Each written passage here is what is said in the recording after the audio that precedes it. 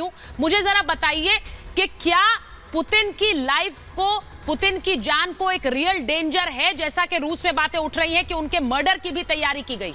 1000%। जी देखिए, अमेरिकन और British intelligence जो हैं वो इस काम के लिए जानी जाती है। कैस्ट्रो की लाइफ के ऊपर कितनी बार अटेम्प्ट्स की कोशिश की गई, और वो तो छोड़िए जी, मैं आपको उससे बड़ा एग्जांपल देता हूं। जिस आदमी ने कभी इन्हें नुकसान नहीं पहुंचाया था उस तरीके से, जब सुभाष चंद्र बोस काबुल से निकले थे जाने के लिए बर्लिन, तो MI5 ने चर्चिल से परमिशन लेकर के कैरो के अंदर और इस्तांबुल के अंदर अपने एजेंट्स को उनके एसेसिनेशन की प्लान्स बनाने के ऑर्डर्स दिए थे। वो दोनों डॉक्यूमेंट मैंने नेशनल म्यूजियम में लगाए थे। वो अलग बात है कि बोस वेंट वहाँ रशिया, जो उनकी प्लान उड़ गई। तो इन लोगों के लिए ह्यूमन लाइफ की, किसी आप ब्रेकिंग साथ में ले सकते हैं, किसी उसकी कोई वैल्यू इनके लिए नहीं है, पूरे के पूरे इन लोगों के लिए।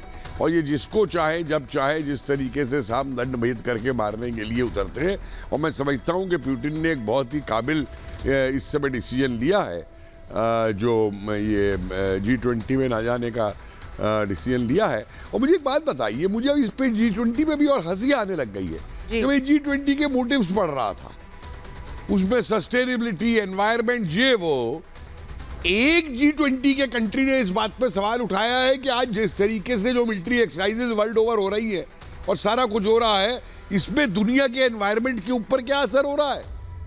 वो कहां गए सारे एनवायरमेंटिस्ट, जो ग्रेटा श्रेटा जो बनी फिरती थी कि सी के अंदर क्या हो रहा है, एयर के अंदर क्या हो रहा है।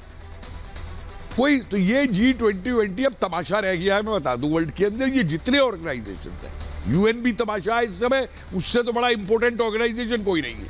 और ये G20 भी एक तमाशा रह गया है। जाके हाथ मिलाइए, बोलिए एक दूसरे, ये करिए, हंसिए, और उसके बाद में आगे जो आपकी मर्जी आए वो मर्जी आप करिए। ऐसी तैसी में गए डिसीजन G20। और मैं एक और बात कहूंगी, क्योंकि अभी ये कह दिया गया, पहले कहा जा रहा था कि वीडियो संदेश पुतिन दे सकते हैं, लेकिन अब ये खबर आ रही है कि वीडियो संदेश भी नहीं देंगे, वो किसी तरह का कोई संदेश नहीं देंगे, यानी G20 से वो पूरी दूरी बना रहे हैं। अब इन खबरों के बाद और ज्यादा, जिसमें कि कहा गया कि क्या उन्हें घेरने की कोशिश हो सकती है, उनके एक मर्डर की साजिश हो सकती है। मैं मेजर जनरल विशंबर दयाल आपके पास आ रही हूं। आपको लग रहा है कि ये थ्योरी सही हो सकती है, या ये थोड़ी फारफेच्ड आपको लग रही है कि एक ग्लोबल लीडर अगर वहां पहुंचता है तो उसे एक डेथ थ्रेट हो सकता था G20 में?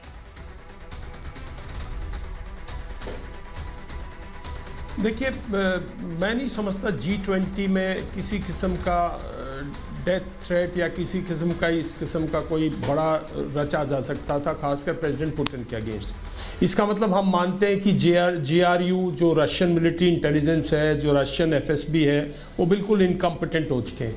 ऐसा नहीं है। देखिए, 3-4 पहलू हैं, हर पहलू को, हर एक चीज़ को डिफरेंट ढंग से देखना पड़ेगा। एक एक्चुअल वॉर है यूक्रेन में जो लड़ी जा रही है, उस यूक्रेन वॉर के कुछ पहलू हैं। उस वॉर का पहलू ये है कि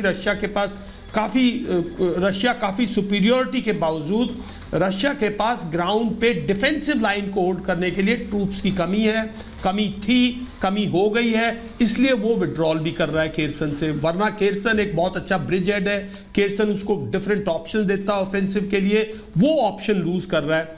तो कहीं ना कहीं उसका एक बैकलैश भी है, मोराल पे भी असर पड़ता है।